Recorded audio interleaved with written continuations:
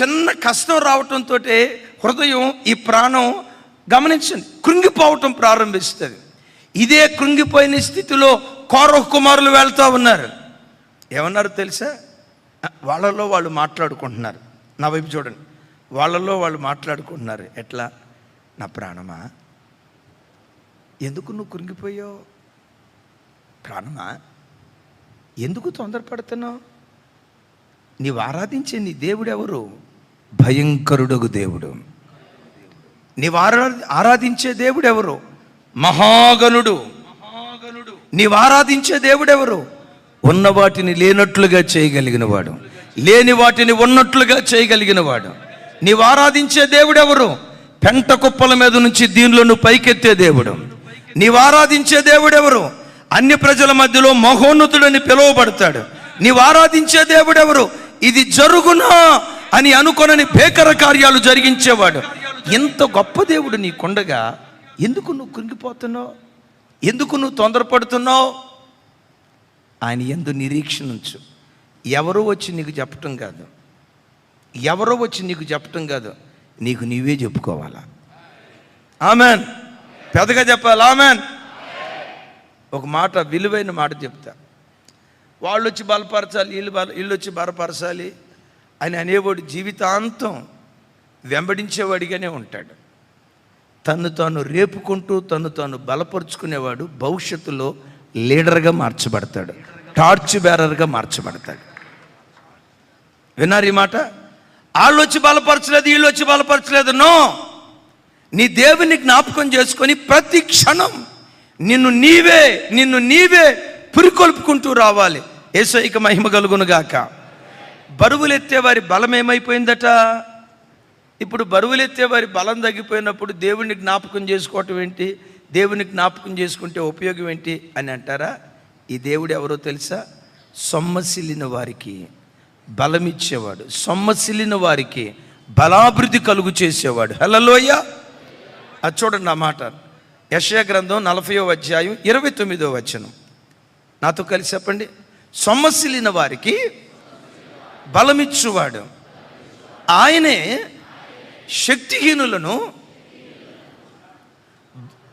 శక్తిహీనులకు బలాభివృద్ధి కలుగు చేయువాడు ఆయనే. చాలు. ఒకసారి నా వైపు చూడండి. వీళ్ళ బలం ఏమైపోయింది? వీళ్ళ బలం తగ్గిపోయినప్పుడు ఏమనుకోవాలి? ఎస్, మేము ఆరాధించే దేవుడు శక్తిహీనులకు బలాభివృద్ధి కలుగు చేసేవాడు. పౌలు ఒక మాట అంటాడు, నేనెప్పుడు బలహీనున్నో అప్పుడే బలవంతుని. నేను బలహీనుడైన ప్రతిసారి కృపాబలం నన్ను ఆవరించి బలాఢ్యుడిగా నన్ను మారుస్తూ ఉంది. Praise the lord. కొంచెం గట్టిగా ప్రైజ్ ద లార్డ్. సో కృంగిన స్థితిలోకి వెళ్ళేటప్పుడు మొట్టమొదట మనం ఎవరిని జ్ఞాపకం చేసుకోవాలి? దేవుడైన యెహోవాను జ్ఞాపకం చేసుకోవాలి. ఎప్పుడైనా కృంగిపోతే, ఇంతేలే నీ బ్రతుకు, నీ వలన కాదు, నువ్వు జయించలేవు, ఈ భక్తి జీవితం నీ వల్ల కాదు, ఈ వ్యాపారం చేయటం నీ వల్ల కాదు, నువ్వు తెలివి తక్కువ దద్దమ్మవి, నువ్వు ముద్దబ్బాయివి, నీ వలన కాదు అని సాతాను పదే కృంగదీస్తూ ఉంటే, రెండవది వెనువెంటనే నువ్వేం చేయాలో తెలుసా? గత కాలపు విజయాలు, గత కాలాలలో దేవుడు నీకు, నా వైపు చూడాలి, గత కాలాలలో దేవుడు నీకు అనుగ్రహించిన విజయాలు ఒక్కసారి జ్ఞాపకానికి తెచ్చుకో. పిరికిదానైన నీవు పరాక్రమవంతురాలిగా మార్చబడతావు. ఏం గుర్తుకు తెచ్చుకోవాలి? చిన్నతనం నుంచి అదిగో ఈ సమస్య వచ్చే వరకు, గత కాలాలలో ఎన్నో సమస్యలు వచ్చి ఉంటాయి కదా, ఎన్నో పోరాటాలు వచ్చి ఉంటాయి కదా. పుట్టిన నాటి నుండి ఇదిగో ఈ రోజు వరకు ఎన్నో పోరాటాలు బ్రతుకులో ఎదురయ్యాయి. నువ్వు అనుకున్నావు ఈ పోరాటం నన్ను మింగేసింది, ఈ సమస్య నన్ను చంపేసింది, ఈ సమస్యలో నుంచి నేను బయటికి రాలేను, నా వలన కాదు అని కృంగిపోయిన స్థితిలో ఆశ్చర్యకరమైన హస్తాన్ని చాపి గత కాలాలలో ఎన్నో అపాయాల నుంచి దేవుడు నిన్ను తప్పించలేదా? ఎన్నో పోరాటాల నుంచి దేవుడు తప్పించలేదా? ఎన్నో సమస్యల నుంచి దేవుడు తప్పించలేదా? ఎన్నో కన్నీటి అనుభవాల్లో నుంచి దేవుడు నిన్ను తప్పించలేదా? తప్పించాడు కదా. మరి ఇప్పుడు కన్నీటి సమస్య వచ్చింది అనుకోండి, నువ్వు చేయాల్సిందేంటో తెలుసా? గత కాలాలలో దేవుడు ఎలా తప్పించాడో, సమస్యల నుంచి నా దేవుడు ఎలా విడిపించాడో, ఈ సమస్యలో నుంచి కూడా తప్పకుండా దేవుడు విలిపిస్తాడు. గత కాలపు విజయం నీకు జ్ఞాపకం వస్తే పిరికివాడైన నీవు పరాక్రమవంతుడిగా మారిపోతావు. పిల్లి లాంటి నీవు పులిగా మార్చబడటానికి దేవుడు కృప చూపిస్తాడు. ఇజ్రాయేలు ప్రజలు అరణ్య ప్రయాణంలో ఉన్నప్పుడు ఓగు అనే రాజు మీద యుద్ధానికి వెళ్ళటానికి భయపడుతున్నారు. అనండి, పోగు కాదు, పెద్దగా చెప్పండి. మా ఓగు రాజు గొలియాతుకు అన్న. గొలియాతు 6 మూరల జానెడు. 6 మూరల. ఓగురాజు పండుకోవటానికి చెక్క మంచం కాదు, మా ఓడు పర్సనాలిటీకి చెక్క మంచం ముక్కలకి ఇరిగిపోద్ది. విన్నారా? బైబిల్లో ఇనప మంచం కలిగిన అద్భుతమైన వ్యక్తి ఓగురాజు. ఏమన్నా ఇనప మంచం 6 మూరల 6 అడుగులు 6x6 6x4 ఉంటుంది కదా, ఆ మంచం కాదు. మా సార్కి 9 మూరల పొడుగు 4 మూరల వెడల్పు ఈ మనిషి పండుకోవటానికి. 9 మూరలు అంటే ఎన్ని అడుగులు? మూర వచ్చేసరికి 1.5. 9 మూరలు అంటే 13.5 అడుగులు పొడుగు. మంచం 13.5 అడుగులు పొడుగు ఉందంటే ఎత్తు.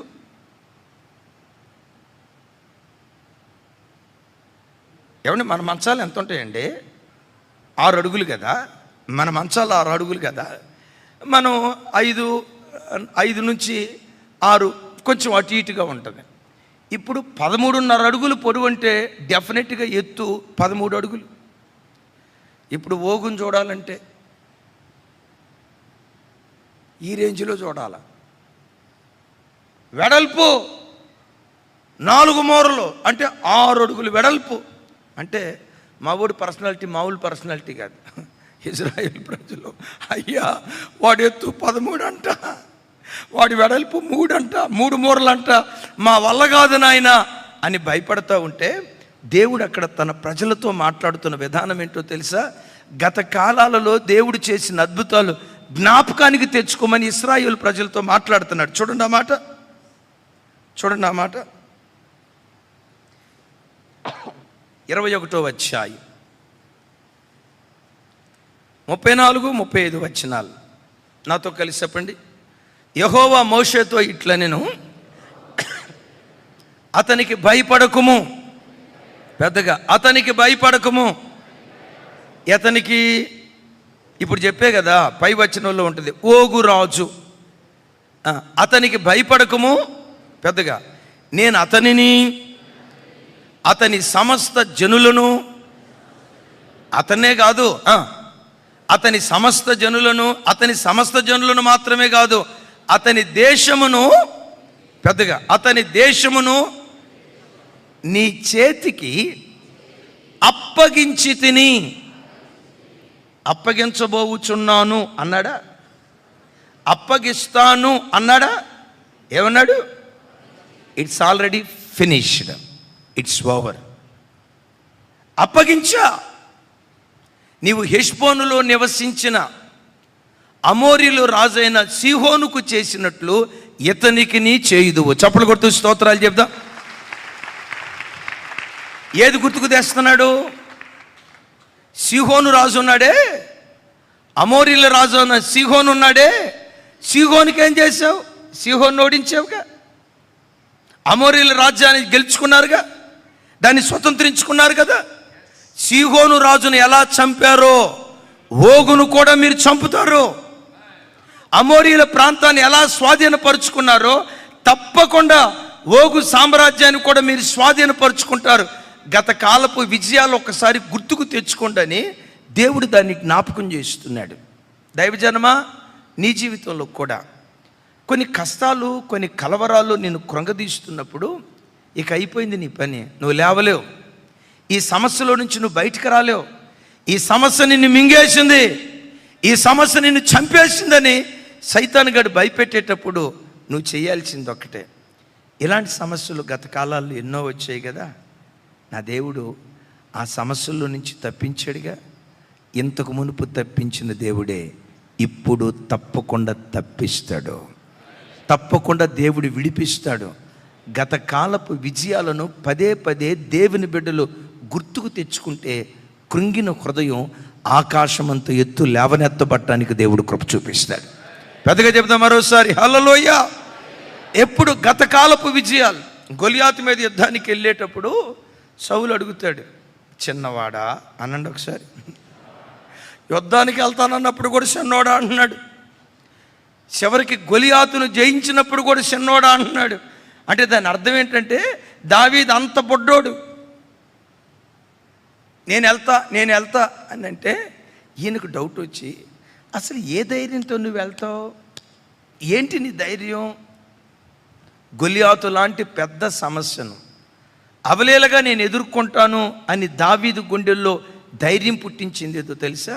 గొలియాతుతో అంటాడు, సింహపు నోట నుంచి ఏ దేవుడు తప్పించాడో, ఎలుకబంటి నోట నుండి ఏ దేవుడు విడిపించాడో, గొలియాతు చేతిలో నుంచి కూడా నా దేవుడు నన్ను రక్షిస్తాడు. అంటే దేన్ని గుర్తుకు తెచ్చుకుంటున్నాడు? గత కాలపు విజయాలు గుర్తుకు తెచ్చుకుంటున్నాడు.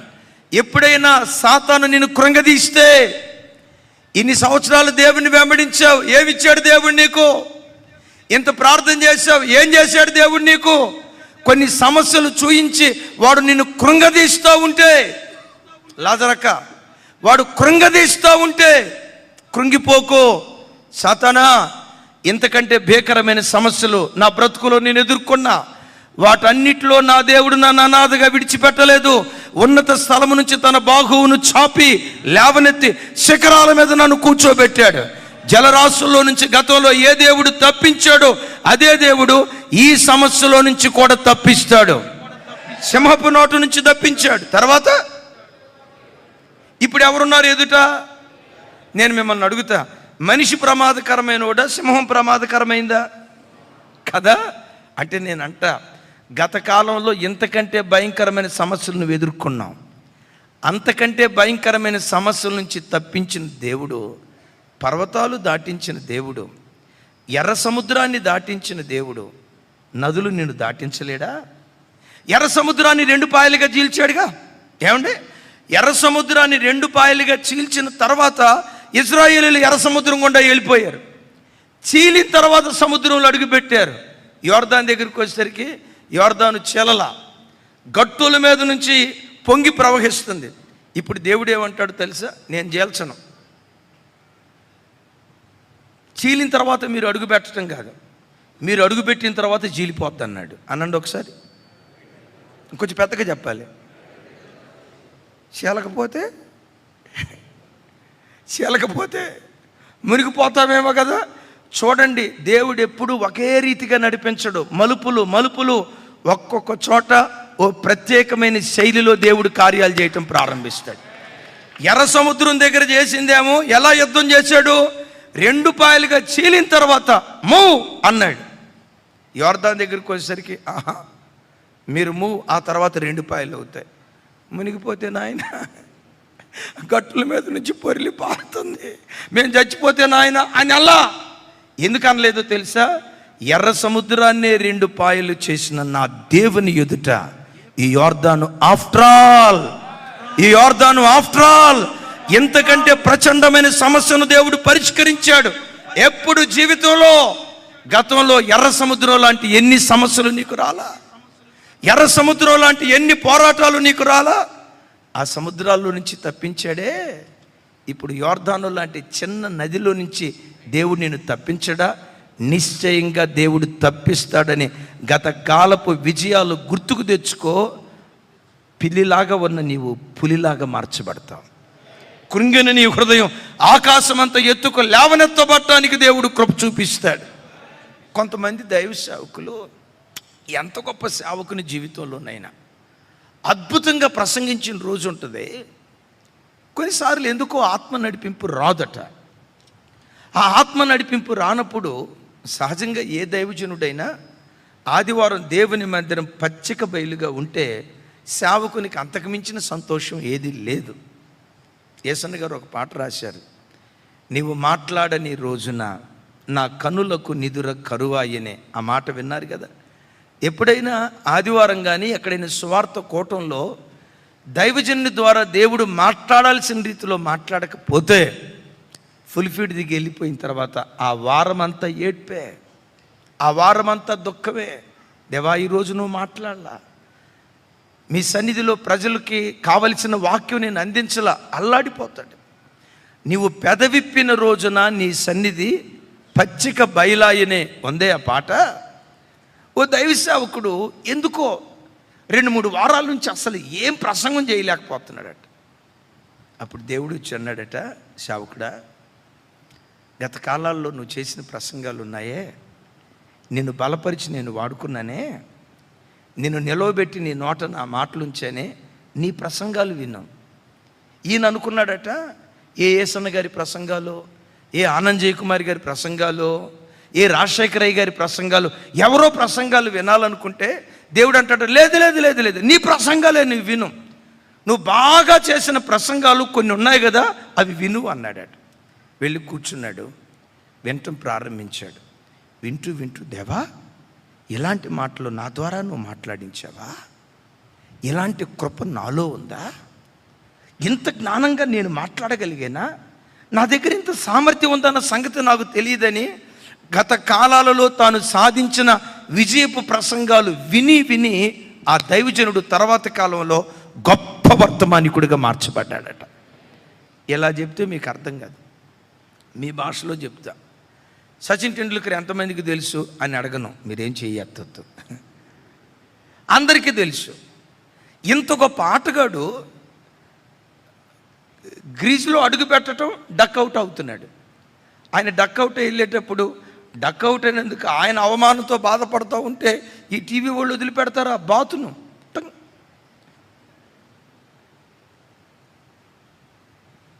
ఓ రకంగా ఇక ఆటలో నుంచి ఆయన పేరు తప్పించే పరిస్థితి. ఈలోపు ఎవరో వచ్చి అన్నారట, అనుభవం కలిగిన వాడు, సచిన్ కృంగిపోకు, నువ్వు సెంచరీలు చేసిన మ్యాచ్లు ఉన్నాయి కదా కొన్ని, డబుల్ సెంచరీలు చేసిన మ్యాచ్లు ఉన్నాయి కదా కొన్ని, అంబ్రోస్ లాంటి బౌలర్ను కూడా అవలేలుగా ఆడుకున్న మ్యాచ్లు ఉన్నాయి కదా, దిగ్గజాల మధ్యలో నువ్వు నిలవబడి పిన్న వయసులో అద్భుతంగా ఆటాడిన జ్ఞాపకాలు ఆ వీడియోలు ఉన్నాయి కదా, ఒక వారం రోజుల పాటు ఆ వీడియోలే, నీ వాడిన ఆటలే, నువ్వు ప్లే చేసిన ఆటలే పదే పదే చూస్తూ ఉండు. అయ్యా, నేను వేరే వాళ్ళు చూద్దాం అనుకున్నా, లేదు, నీ ఆట నువ్వు చూడు. అద్భుతం. గత కాలాల్లో తాను సెంచరీ చేసిన మ్యాచ్లు, అద్భుతంగా గెలిపించిన మ్యాచ్లు, అద్భుతంగా రాణించిన మ్యాచ్లు చూశాడటండి. ఆ తర్వాత గ్రీజులో అడుగుపెట్టాడు. రిటైర్మెంట్ అయ్యే వరకు మకుటము లేని మహారాజుగా అద్భుతంగా ఆట ఆడటం ప్రారంభించాడు. చివరికి ఆయనకి క్రికెట్ పండితులు ఏం పేరు పెట్టారో తెలుసా? ఆట నుండి ఎన్ని విజయాలు దేవుడు నీకు ఇచ్చాడో వాటిని పదే పదే నువ్వు గుర్తుకు తెచ్చుకుంటే కృంగిన నీ హృదయం యేసు నామం పేరిట లేవనెత్తబడును గాక. మూడవది, ఇలా కృంగిపోయినప్పుడు ఎప్పటి చెత్త అప్పుడు తొలగించుకోవాలి. ఒకసారి ఆ మాట చూడండి, 4వ అధ్యాయం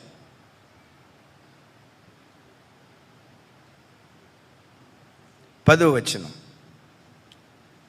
నెహెమ్యా గ్రంథం. చిన్న చెత్తను తొలగించుకో, పరిశుద్ధతను జ్ఞాపకం తెచ్చుకో. చూడండి ఒకసారి నాతో కలిసి.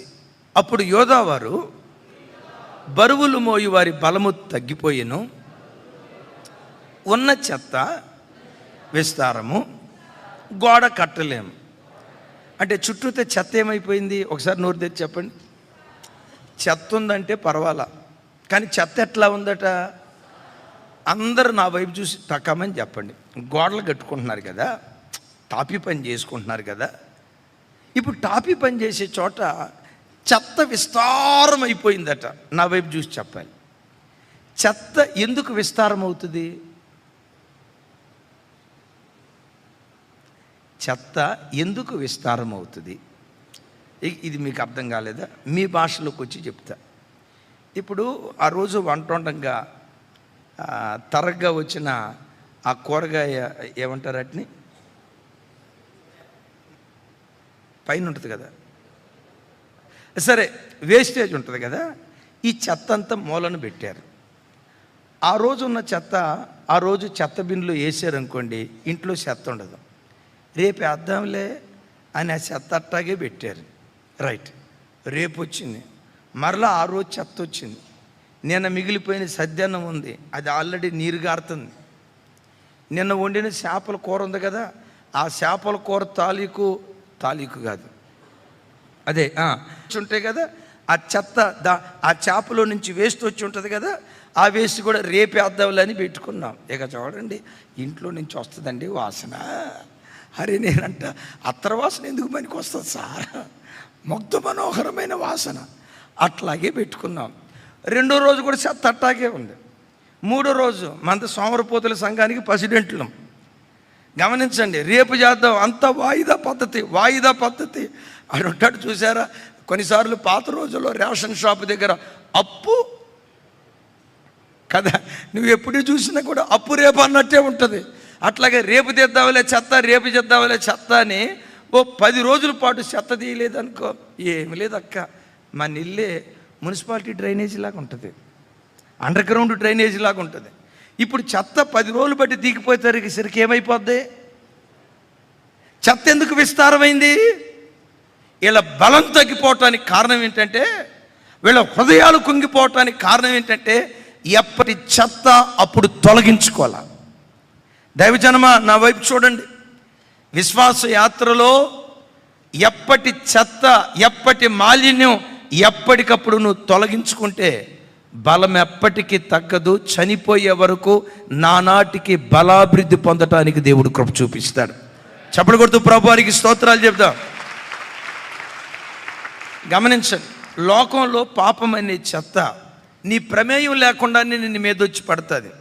నువ్వు రమ్మని కోరుకోకపోయినా, నీవు ఆహ్వానించకపోయినా, ఈ చెత్త నా మీద పడాలి అని చెత్తకి నీవు ఇన్విటేషన్ ఇవ్వకపోయినా, మనం బ్రతికే ఈ లోకం చెత్త లోకం, పాపంతో నిండుకున్న లోకం, అపవిత్రతతో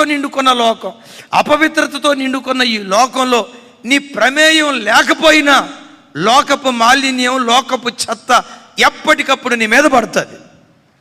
ఇప్పుడు మన ఇల్లు ఉంది, జనాలు తిరిగేటప్పుడు పనిచేసేటప్పుడు చెత్త వచ్చిందంటే పోనీలే అనుకోవచ్చు. ఇంటికి తాళం వేసి వారం రోజులు బయటికి వెళ్ళారు, వారం రోజుల తర్వాత ఇంటికి వచ్చారు. మీరు వెళ్ళేటప్పుడు శుభ్రంగా ఊడ్చి వెళ్ళారు కదా, వచ్చిన తర్వాత కూడా అట్లాగే నీట్గా ఉంటుందా లేదా? నోరు తెరిచి చెప్పండి, పెద్దగా చెప్పండి తల్లి. ఉండదా? ఏమైందమ్మా? దుమ్ము పడిందా? దుమ్ము పడకుండా కిటికీలు వేసారా లేదా? ఇంటికి తాళం వేశారా లేదా? మీరు ఎక్కడైనా కిటికీ దగ్గర నిలవబడి, దుమ్ము వెల్కమ్ మై డియర్, మా ఇంట్లోకి రమ్ము అని ఏమన్నా పిలిచారా? మీరు పిలవకపోయినా దుమ్ము పడుతుంది. ఏం చేయాలి? ఎప్పటికప్పుడు ఆ చెత్తను తొలగించుకోవాలి. నీ కంటిలో దుమ్ము పడుతుంది, నీ ఆలోచనలో దుమ్ము పడుతుంది, నీ హృదయపు తలంపుల్లో దుమ్ము పడుతుంది. మాలిన్యంతో బ్రతుకుతున్న లోకంలో జీవిస్తున్నావు కనుక చెత్త నీ బ్రతుకులో ప్రతిదినం చెత్త నీ మీద పడుతుంది. సంఘం చేయాల్సింది ఏంటంటే, ఎప్పటి చెత్త ఎప్పటికప్పుడు దాన్ని మనం తొలగించుకునే వారిగా ఉండాలి. గతంలో చాలాసార్లు చెప్పాను, దైవజనులు బక్సింగయ్య గారు రాత్రిపూట పడకల మీదకి వెళ్ళేటప్పుడు ముందు మోకరిస్తాడట. ఆ దినం లేచింది మొదలుకొని ఇదిగో పడకలకు వచ్చి ఆ క్షణం వరకు ఎక్కడైనా చూపులో తప్పిపోయానా, నోటి మాటల్లో ఏవైనా ఆయాస్కరంగా బ్రతికేనా, ఈ 24 గంటల కాల వ్యవధిలో ఎక్కడైనా నా దేవునికి దుఃఖాన్ని కలుగు చేసేటట్లుగా బ్రతికేనా అని ప్రార్థన గదిలో మోకరించి వాటిని గుర్తుకు తెచ్చుకొని, దేవా పలానా సందర్భంలో నా నోరు తోలనాడింది, క్షమించు నాయనా. పలానా సందర్భంలో నా కన్ను ఆశించకూడని చెడ్డదాన్ని ఆశించింది, క్షమించు నాయనా అని ఎప్పటి చెత్త అప్పుడు తొలగించుకుంటూ ఉండేవాడట. ఎప్పటి చెత్త ఎప్పటికప్పుడు తొలగించుకునేవాడు గనుకే శక్తివంతమైన దైవజనుడిగా దేవుడు మార్చాడు. ఆ బిడ్డని శక్తివంతమైన దైవజనుడిగా.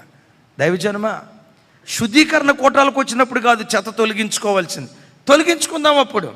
దానికంటే మించి రాత్రి పడకల మీదకు వెళ్ళేటప్పుడు ఆ దినం దేవునికి ఆయాస్కరంగా ఎక్కడైనా నువ్వు ప్రవర్తించావేమో, దావీదు అంటాడు కదా, నా యందు నీకు ఆయాస్కరమైనది ఏదైనా ఉందేమో నాకు తెలుపయ్యా, దిద్దుబాటు చేసుకుంటాను. ఎందుకు చెత్తను తొలగించుకోవాలో తెలుసా? చెత్త మీద నిర్మాణం కడితే ఎప్పటికైనా ఇది కుప్పలాగా కూలిపోద్ది. ఆ మధ్య నారాయణగూడలో 7 అంతస్తుల భవంతి కట్టాడు ఒక ఆయన. ఇక హౌస్ ఓపెనింగ్ అని పెట్టుకున్నారు. రేపో మాపు ఓపెనింగ్ అనే లోపు ఏం జరిగిందో తెలుసా? ఆ నారాయణగూడలో 7 అంతస్తుల భవంతి, అబ్రాహ్మణ ఆ గృహ నిర్మాణానికి మీరే శాంక్షన్ చేసి ఉంటారు, నాకు డౌటు. ఎట్లా అంటున్నారు, ఆ న్యూస్ అనకు గుర్తున్నట్టుంది. కుప్పలాగా కూలిపోయింది, భూమిలోకి అలా దిగిపోయింది. అరే 7 అంతస్తుల అపార్ట్మెంట్ ఎట్లా కూలిపోయింది? స్లాబ్ సరిగా అయ్యేలా బాగా వేశారు, పిల్లలకి రాడ్లు సరైన వాడలేదా, మంచిగా వాడారు, నాణ్యమైన సిమెంట్, ఒరిజినల్ సిమెంట్ వాడారు. మరి ఎందుకు కూలిపోయింది? ఎందుకు కూలిపోయిందో తెలుసా? ఒకప్పుడు ఆ స్థలంలో చెత్త దెబ్బ ఉండేదంట. ఆ చెత్త దెబ్బ లోపల పునాదులు తరిగా తీయకుండా చెత్త మీద మా వాడు బిల్డింగ్ కట్టాడు. చెత్త మీద కట్టడాన్ని బట్టి కట్టడం ఏమైపోయింది? కుప్పలాగా కూలిపోయింది. దైవజనమా, ఈ శుద్ధీకరణ కోటాలకు వచ్చిన, ప్రభు సంస్కారాధనకు వచ్చిన నీ ఆధ్యాత్మిక జీవితంలో నీ చూపులో ఏ చెత్త ఉందో, నీ నోటి మాటల్లో ఏ చెత్త ఉందో, నీ హృదయపు తలంపులో ఏ చెత్త ఉందో, దేవునికి ఆయాస్కరమైన జీవితం ఏది నీలో దాగుందో, ఆ చెత్తను నువ్వు తొలగించుకుంటే పిల్లి లాంటి నీవు పులిగా మార్చబడటానికి దేవుడు కృప చూపిస్తాడు. చెత్తుంటే ఎప్పుడు అపరాధంతో, చెత్తుంటే ఎప్పుడు అపరాధంతో ఎవరో నిన్ను కృంగదీయరు, నిన్ను నీవే కృంగ తీసుకుంటావు. సైతాన్ గాడు వచ్చి అంటాడు, నీలో ఈ చెత్త పెట్టుకుంటే దేవుడు నిన్ను అంగీకరిస్తాడా? సినిమాలు అనే చెత్త నువ్వు పెట్టుకుంటే, సీరియల్ అనే చెత్త నువ్వు పెట్టుకుంటే, సెల్ ఫోన్లో చూడకూడని వాటిని చూసే చెత్తని నీలో పెట్టుకుంటే, వాళ్ళను గూర్చి వీళ్ళను గూర్చి గుసగుసలాడే ఈ చెత్త నీలో పెట్టుకుంటే దేవుడు నిన్ను ఎలా అంగీకరిస్తాడు? ఆ చెత్త లాంటి మనసు ఏం చేస్తావు తెలుసా? దేవుళ్ళు నేను ఎదగకుండా కృంగదీస్తుంది కనుక చెత్తను చెత్తగానే ఉంచుకోకుండా ఎప్పటి చెత్త అప్పటికి తొలగించుకునే కృప దేవుడు మనకు అనుగ్రహించునుగాక. గట్టిగా చెప్దాం ఆమేన్. హృదయం కృంగిపోయినప్పుడు చేయాల్సిన 4వ పని, ప్రార్థనా గదిని జ్ఞాపకానికి తెచ్చుకో. ఒకటి, దేవుని జ్ఞాపకానికి తెచ్చుకో. రెండవది, గత కాలపు విజయాలను జ్ఞాపకానికి తెచ్చుకో. మూడవది, పరిశుద్ధతను జ్ఞాపకం తెచ్చుకో. చెత్తను తొలగించుకొని పరిశుద్ధతను జ్ఞాపకానికి తెచ్చుకో. 4వ మాట, ప్రార్థన గదిని జ్ఞాపకానికి తెచ్చుకో. తెల్లారితే యేసయ్య శిలువ మరణానికి అప్పగించబడబోతున్నాడు. ప్రపంచంలో ఏ వ్యక్తి అనుభవించలేని భయంకరమైన పరిస్థితి ప్రభు అనుభవించబోతున్నాడు. ఆ భయంకరమైన శోధన కాలంలో కృంగిపోయిన పరిస్థితి వచ్చినప్పుడు ప్రభు ఎక్కడికి వెళ్ళారు? గెత్సెమనే తోటకి. తను ఎప్పుడు ప్రార్థన చేసుకునే స్థలం ఉందే, ఆ ప్రార్థన చేసుకునే స్థలానికి వచ్చి ఆ ప్రార్థన గదిలోకి వెళ్ళాడు. దైవజనమ, హృదయం కృంగిపోయినప్పుడు అటు ఇటు పరిగెత్తకుండా దేవుని సన్నిధిలోకి వెళ్ళేటప్పుడు భయంతో పిల్లిలాగా వెళ్తావేమో. 1 గంట ప్రభు దగ్గర గడుపు. పిల్లిలాగా వెళ్ళిన నీవు పులిలాగా బయటకు రావటానికి దేవుడు కృప చూపిస్తాడు. ఆమేన్, ఆమేన్. పిరికివాడిలాగా వెళ్ళిన నీవు ఈ బ్రతుకేమైపోద్దో, ఈ సంసారం ఏమైపోద్దో, ఈ జీవితం ఏమైపోద్దో, నేను ఇలాంటిని సాధించగలనో లేదో అని కృంగిపోయిన పరిస్థితిలో ఉంటావే. 1 గంట సేపు ప్రభుతో గడుపు. ప్రభుతో 1 గంట సేపు గడిపి ఆ ప్రార్థన గదిలో నుంచి లేస్తే, మానవ భాషలో చెప్తాను, అంటారు కదా, 1000 ఏనుగుల బలం అనండి. ఎక్కడా? బూసు తాగినప్పుడా? హార్లిక్స్ తాగినప్పుడా? ఎక్కడికి వెళ్ళినప్పుడు? ప్రార్థన గదిలో ఒక్కసారి మోకరించు. ఓ భక్తుడు అంటాడు, నీవు ప్రార్థన గదిలో కన్నీళ్ళు విడిస్తే, నీవు కన్నీళ్ళు విడిచిన స్థలమే నీకు పరాక్రమాన్ని పుట్టించే స్థలంగా దేవుడు మారుస్తాడు అని. నీవు కన్నీళ్ళు విడిచిన స్థలమే నీకు ధైర్యం పుట్టించే స్థలంగా దేవుడు మారుస్తాడు అని. హల్లెలూయా. పెద్దగా చెప్దాం, హల్లెలూయా. అంటే నా గుండెల్లో ధైర్యాన్ని పుట్టించగలిగే ఏకైక స్థలం ప్రార్థనా గది. ప్రార్థనా గది. ఎన్ని కలవరాలు చుట్టూతో ఉన్నా, సాతాను పదే నిరాశ నిస్పృహతలకు గురి చేసి నువ్వు సాధించలేవు. ఆ ఉద్యోగం సాధించడం నీ వల్ల కాదు, ఈ భక్తి జీవితం చేయటం నీ వల్ల కాదు, ఈ సేవ చేయటం నీ వల్ల కాదు, ఇలాంటి రోషంతో నువ్వు బ్రతకలేవు, నీ వల్ల కాదు అని వాడు నేను కృంగదీస్తున్నప్పుడు ప్రార్థన గదిలోకి వెళ్ళు. ఒక అర్ధగంట, ఒక గంట హృదయాన్ని దేవుని సన్నిధిలో కొమ్మరించు. చిన్న ప్రార్థన గది పెద్ద పెద్ద యుద్ధాలలో విజయాన్ని నీకు అనుగ్రహిస్తుంది. మరలా ఈ మాట చెప్తాను, చిన్న ప్రార్థన గది అనండి పెద్ద పెద్ద యుద్ధాల మీద గొప్ప విజయాన్ని నీకు అనుగ్రహిస్తుంది. ఈ చిన్న ప్రార్థన గది నువ్వు మిస్ అయ్యావా, చిన్న యుద్ధాల చేతిలోనే నువ్వు ఓడిపోతావు, చిన్న పోరాటాల చేతిలోనే నువ్వు ఓడిపోతావు.